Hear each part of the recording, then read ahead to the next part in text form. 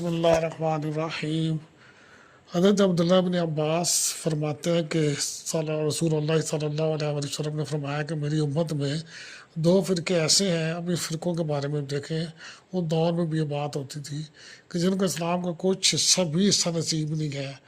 اور جو مرجیہ اور وہ قدریہ ہے۔ تو یہ روایت کو غریب کہا گیا ہے۔ دیکھیں مرجیہ کے نام تو یہ فرقہ وہ جو اعمال کے سلسلے میں اسباب کا قائل ہے، بلکہ یہ کہتا ہے کہ کسی عمل اور فعل کی نسبت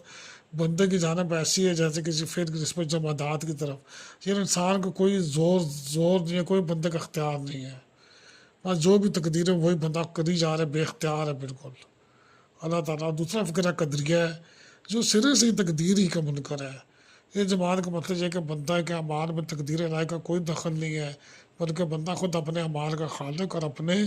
افعال میں مختار و قادر ہے، اور جو کچھ عمل کرتا ہے اپنی قدرت و اختیار کی بنا پر کرتا ہے۔ یہی مسلک معتزلہ اور روافض کا بھی ہے، اور یہ دونوں فرقے اسلامی نقطہ نظر سے اپنے اپنے مسلک میں راہ اعتدال سے ہٹے ہوئے ہیں، اس لیے کہ اگر مرجیہ کے اعتقادات کو مان لیا جائے تو اس کا مطلب یہ ہوگا کہ جب بندہ بے اختیار وہ قدرت کا ارادہ و مشیت کی نفی کر کے اسے اینٹ پتھر لکڑی اور غیر ذی ارادہ مخلوق کی طرح مان لیا گیا، اور بندے کے ہر فعل میں اختیار و قدرت کلیتاً اللہ کا مانا گیا، یا صاف لفظوں میں یہ کہا جائے کہ گویا صفات خالق کو سامنے رکھ کر صفات حمد سے انکار کر دیا، تو